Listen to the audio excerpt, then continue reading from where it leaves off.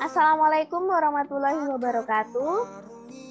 Waalaikumsalam warahmatullahi wabarakatuh. Oke, sekarang Bu Mita lihat presensinya. Ini yang barusan masuk ada 3, yang sudah bergabung 10, menunggu Lisa 11. Dari 28 anak. Oke. Jadi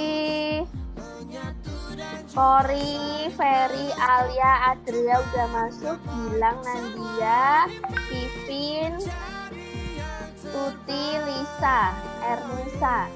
Oke.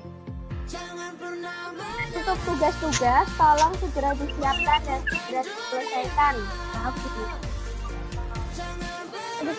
Jadi mending bersusah-susah sekarang daripada nanti kalian harus ke sekolah untuk remedi atau untuk yang lainnya. Besok ketika ada pengumuman remedi kalian tinggal kipas-kipas, itu seenak-enaknya manusia. Kalau Bu Nita sih kayak gitu, Bu Nita nggak mau remedi. Pokoknya apa yang ada tugasnya tolong kerjakan sekarang. Oke?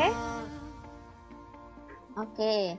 Baik, sekarang Bu Nita akan masuk untuk materi tambahan untuk kalian dalam hal lembaga-lembaga negara. Ini sangat penting karena Bu Nita akan mulai share screen untuk materi lembaga-lembaga negara.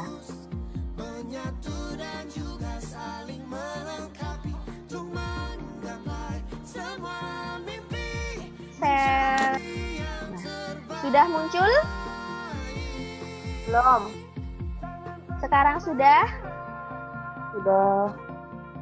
Oke, sekarang Bu Nita akan mengingatkan kalian kalau minggu kemarin kita Zoom itu berkaitan dengan 2 pelaksana sistem politik Indonesia. Siapa saja mereka? Masih ingat? Dua pelaksana, yang satu tingkat atas, yang satu dari kalangan masyarakat. Istilahnya apa? Masih ingat? Ya, betul sekali. Supranatural itu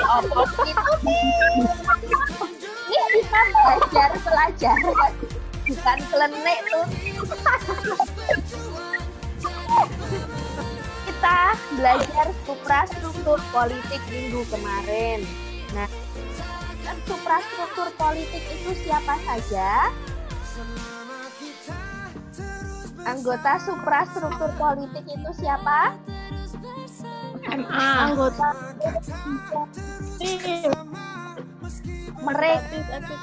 Ya, mereka disebut sebagai apa? Lembaga negara di Indonesia. Lembaga negara di Indonesia. Nah, lembaga negara di Indonesia ada siapa saja Tuti tadi? Ada legislatif, ada eksekutif, ada yudikatif, dan ada eksaminatif.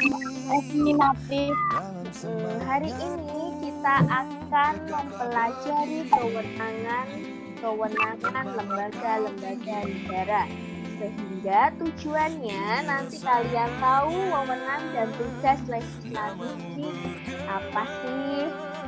MPR itu tugasnya apa, DPR tugasnya apa, DPD tugasnya apa.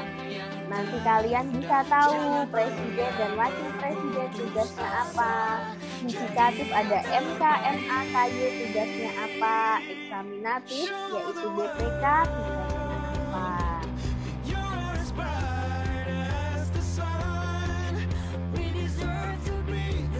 Baik, sekarang akan kita mulai yang pertama, yaitu legislatif. Legislatif itu terdiri dari siapa aja? MPR, DPR, dan DPD. Tugasnya MPR itu apa? Nih, MPR, Majelis Permusyawaratan Rakyat. Tugas dan wewenang MPR yaitu satu, mengubah dan menetapkan undang-undang dasar. Sama seperti ketika kemarin terjadi demo besar-besaran itu. Nah, itu juga termasuk salah satu dari hasil dari siklus politik. Ada input, proses, dan output. Mereka menghasilkan undang-undang cipta kerja, yaitu DPR. Kalau MPR itu berarti menetapkan undang-undang dasar. Yang kedua, melantik presiden dan wakil presiden. Ketika sudah terpilih dalam pemilihan umum, yang melantik presiden dan wakil presiden adalah MPR. Lalu, ketika presidennya itu terjadi sesuatu, entah itu sakit kronis, meninggal, atau diberhentikan secara paksa, maka yang menggantikan adalah wakil presiden kalau wakilnya masih ada. Nah, melantik wakil presiden menjadi presiden itu juga MPR. Seperti siapa? Pernah terjadi di Indonesia wakil presiden naik menjadi presiden? Pernah nggak? Ya, betul sekali. Saat Presiden Soeharto turun dari jabatannya, lalu wakil presidennya B.J. Habibie naik menjadi presiden dan MPR melantiknya. Yang keempat, memilih wakil presiden dan 2 orang calon wakil presiden. Ini sebagai pengganti. Yang kelima, memilih presiden dan wakil presiden. Yang keenam, menetapkan peraturan tata tertib dan kode etik MPR. DPR sekarang, Dewan Perwakilan Rakyat. Tugasnya adalah menyusun dan membahas RUU. Menerima RUU yang diajukan oleh DPD, lalu membahas RUU yang diusulkan oleh Presiden ataupun DPD, setelah itu menetapkan undang-undang bersama dengan Presiden. Nah, itu DPR. Intinya DPR itu membuat rancangan RUU lalu ditetapkan bersama dengan Presiden. Yang ketiga, legislatif yang ketiga itu Dewan Perwakilan Daerah. Mengajukan kepada DPR rancangan undang-undang yang berkaitan dengan otonomi daerah dan hubungan pusat dan daerah. Mengusulkan rancangan undang-undang kepada DPR. Memberikan pertimbangan kepada DPR dalam pemilihan anggota BPK. BPK itu tahu nggak siapa? Dia termasuk lembaga eksaminatif. BPK itu Badan Pemeriksa Keuangan. Jadi yang memberikan pertimbangan kepada DPR yang untuk memilih anggota keuangan itu siapa aja adalah DPD. Memberikan pertimbangan kepada DPR atas rancangan undang-undang, anggaran pendapatan dan belanja negara, serta rancangan undang-undang yang berkaitan dengan pajak, pendidikan, dan agama. Lalu melakukan pengawasan atas pelaksanaan undang-undang mengenai otonomi daerah, hubungan pusat, dan daerah. Itu legislatif. Sekarang lembaga yang kedua, eksekutif. Eksekutif itu adalah presiden dan wakil presiden. Presiden itu wewenang dan tugasnya ada 2, sebagai kepala negara dan sebagai kepala pemerintahan. Sebagai kepala negara, kekuasaannya memegang kekuasaan tertinggi atas AD, AL, dan AE. Yang kedua, dengan tujuan DPR menyatakan perang, membuat perjanjian dan perjanjian dengan negara lain. Yang ketiga, menyatakan negara dalam keadaan bahaya. Yang keempat, syarat-syarat dan akibat negara dalam keadaan bahaya ditetapkan dengan undang-undang. Yang kelima, mengangkat duta dan konsul. Yang keenam, memberi gerasi dan rehabilitasi dengan memperhatikan pertimbangan Mahkamah Agung. Suara apa ya? Astagfirullah. Ada yang sedang iris-iris atau pukul-pukul sesuatu? Itu sedang kegiatan yang lain di mute dulu. Yang ketujuh, memberi gelar tanda jasa dan tanda kehormatan yang diatur dengan undang-undang. Sebagai kepala pemerintahan, presiden itu memegang kekuasaan pemerintah, mengajukan RUU kepada DPR, lalu dibahas, dan pemberian persetujuan atas RUU serta mengesahkan bersama DPR mengesahkan RUU menjadi undang-undang. Yang keempat, menetapkan peraturan pemerintah, mengangkat dan memberhentikan menteri-menteri. Itu yang kelima, meresmikan anggota BPK yang dipilih oleh DPR, menetapkan hakim agung, menetapkan hakim konstitusi, dan mengangkat serta memberhentikan anggota KAI. Itu legislatif, eksekutif sudah. Sekarang yang ketiga, yudikatif. Yudikatif itu ada 3, MK, MA, KY. MK itu Mahkamah Konstitusi, MA Mahkamah Agung, KY Komisi Yudisial. Mahkamah Agung melakukan pengawasan tertinggi terhadap penyelenggaraan peradilan di semua lingkungan. Yang kedua, mengawasi tingkah laku perbuatan para hakim di semua lingkungan peradilan. Yang ketiga, mengawasi dengan cermat semua perbuatan para hakim. Yang keempat, untuk kepentingan negara, Mahkamah Agung memberi peringatan, teguran, dan petunjuk yang dipandang perlu dengan surat tersendiri maupun surat edaran. Itu tugasnya, wewenangnya, memeriksa dan memutus permohonan kasasi tingkat terakhir dari semua lingkungan peradilan. Kalau sudah ada di tingkat terakhir ini, kasasi, keputusan finalnya bersifat mengikat. Jadi tidak ada lagi nanti naik banding atau permohonan selanjutnya lagi. Sudah itu. Yang kedua, memeriksa dan memutuskan sengketa tentang kewenangan mengadili. Ketiga, memeriksa, memutuskan permohonan peninjauan kembali. 4, menguji secara material hanya terhadap peraturan perundang-undangan di bawah undang-undang. 5, meminta keterangan tentang hal yang bersangkutan dengan teknis peradilan. 6, memberi petunjuk, teguran, atau peringatan yang dipandang perlu kepada pengadilan di semua lingkungan peradilan. 7, memeriksa dan memutus permohonan peninjauan kembali pada tingkat pertama dan tingkat terakhir atas putusan pengadilan. Lalu yang kedua, Mahkamah Konstitusi. Konstitusi wewenangnya mengadili pada tingkat pertama dan terakhir yang putusannya bersifat final untuk menguji undang-undang terhadap UUD.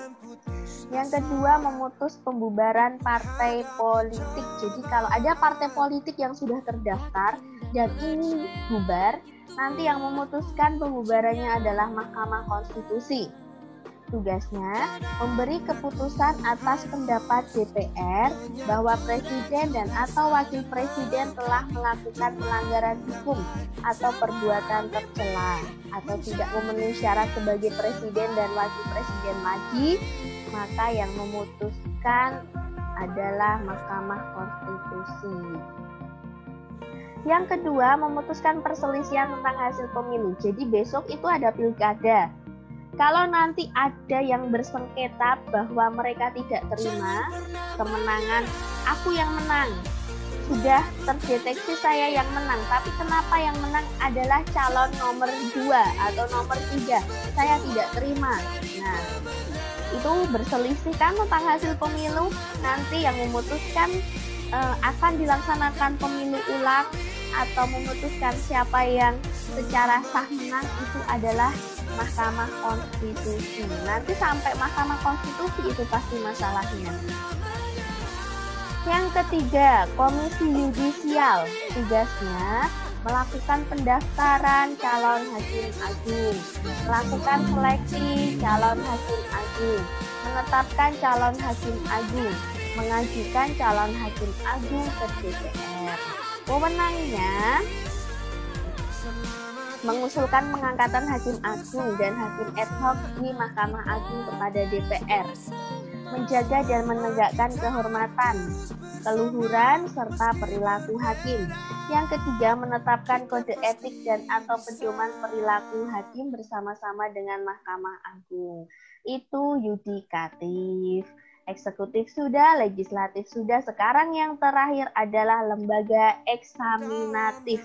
Di sini ada BPK, Badan Pemeriksa Keuangan.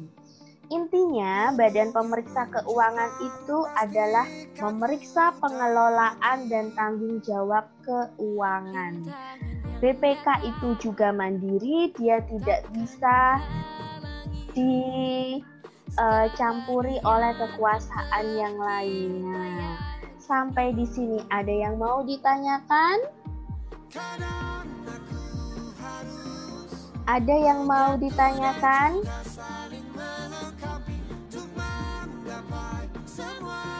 Ada yang mau ditanyakan? Untuk lembaga-lembaga negara, legislatif, eksekutif, dan yudikatif. Ada yang mau ditanyakan?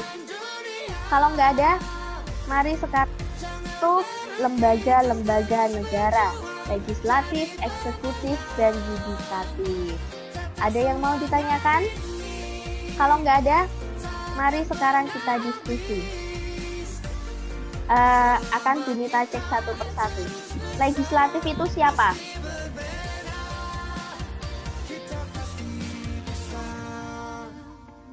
Legislatif itu siapa? Ayo siapa? Siapa Nandia? Siapa Kori? MPR. Terus? DPR. Terus? DPD. Oke. Junita tanya, apakah semua anggota MPR itu sudah pasti anggota DPR? Semua anggota MPR sudah pasti anggota DPR. Gimana, Kori? Belum. Tidak. Betul sekali. Tidak semua anggota MPR itu adalah anggota DPR. Kenapa? Karena ada juga anggota DPD. Anggota DPD ditambah anggota DPR itu nanti yang akan menjadi semua anggota MPR. Berarti sekarang kalau kita balik, apakah semua anggota DPR itu anggota MPR?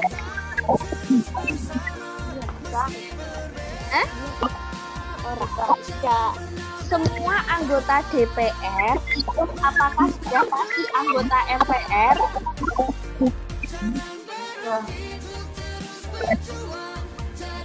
Kan tadi rumusnya anggota DPD ditambah anggota DPR itu sama dengan anggota MPR. Gimana? Iya. Betul sekali, sudah. Jadi, tidak semua anggota MPR itu anggota DPR karena ada anggota DPD. Jelas? Tapi, semua anggota DPR itu sudah pasti menjadi anggota MPR. Sampai sini untuk legislatif ada yang mau ditanyakan? MPR, DPR, DPD. Sekarang eksekutif. Eksekutif masih ingat siapa eksekutif? Presiden dan wakil presiden. Presiden dan wakil presiden, betul sekali. Terus yudikatif siapa? MK, MA, MK, KY. Yudikatif itu badan pengadilan. Terus yang terakhir eksaminatif itu siapa saja? Badan Pemeriksa Keuangan. Ya, Badan Pemeriksa Keuangan aja. Oke. Selanjutnya adalah ada tugasnya. Apa? Gampang banget. Ini gampang banget tugasnya. Sudah tampil di layar kalian?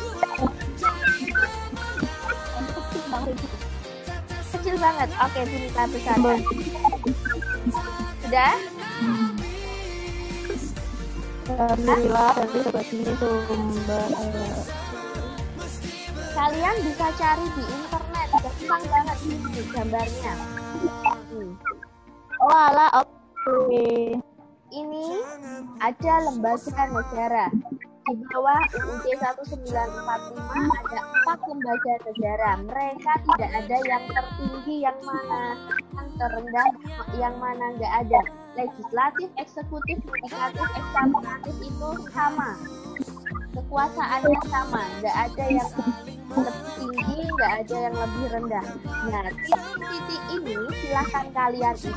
Legislatif itu siapa saja toh? Tadi ada MPR, DPR, DPD. Lalu kalian cari nama-nama ketua atau pemimpin dari lembaga tersebut di periode ini. MPR itu sekarang yang memimpin siapa? DPR itu yang memimpin siapa sekarang? DPD itu siapa yang pemimpinnya? Eksekutif itu siapa? Nah, ini eksekutif kalau kalian tahu itu banget dari TK okonek PAUD. Ada yang tanya eksekutif Jokowi. Tak kira Pak Joko Supriyanto. Enggak ya, salah. Bu. Yudikatif itu nggak tahu Pak Joko Supriyanto siapa. Enggak. Kandangnya loh. Nek kowe nganti. Jangan. Aku tahunya cuma Pak Joko toh. Ya? Ada di learning nggak? Enggak, ini nanti pribadi kedua. Oh, untuk LKPD-nya ya. Untuk pengayaan kalian. Yudikatif itu ada 3, MA, MK, KY. Nanti pemimpinnya siapa aja. Yang terakhir eksaminatif BPK. Nah, pemimpinnya, ketuanya siapa saat ini. Nah, kalau harus benar kalian kasih nama sama kalian cari fotonya di Google pasti banyak ya. Karena nanti ada kata-kata istilah tak kenal maka tak sayang. Oke.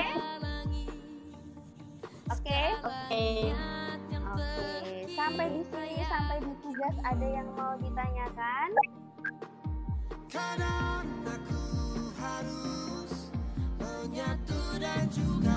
Negara kita itu yang menjalankan itu ada berapa lembaga? 11.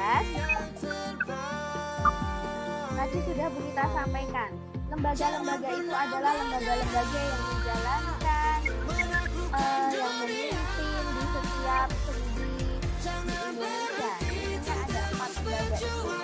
Mereka masing-masing sudah ada tugas dan wewenangnya. Mereka tidak bisa dicampuri dengan satu dan yang lainnya. Yang mereka masing-masing berdiri, walaupun saling mengawasi, saling mengerem lah. Kalau misalnya eksekutif itu dia terlalu kebablasan, maka legislatif akan menegurnya. Pak Eksekutif, apa yang dilakukan terlalu berlebihan, tolong jangan gini. Sama ketika mungkin pernah terjadi kan pimpinan Mahkamah Konstitusi itu terjerat kasus karena memenangkan pemilu di suatu tempat. Kalian pernah mendengar itu? Nah, kalau pemimpin Mahkamah Konstitusinya aja seperti itu, berarti hasil pemilu di negara Indonesia itu gimana? Real apa hoax semata?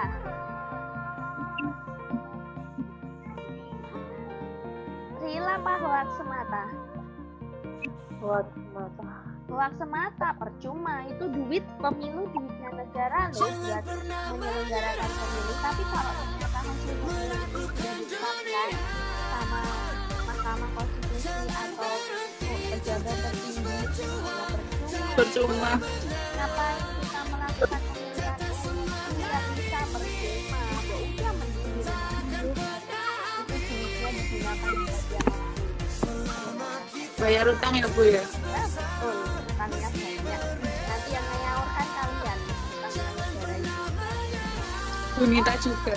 Iya, Bunita, anak Bunita yang masih bayi juga. Nanti kebebanan utang negara.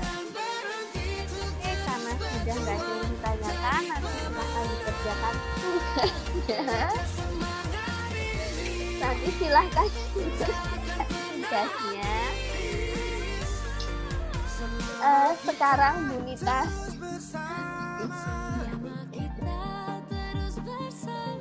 kita akhiri pertemuan hari ini dengan membaca hamdalah bersama-sama. Alhamdulillah Rabbil Alamin.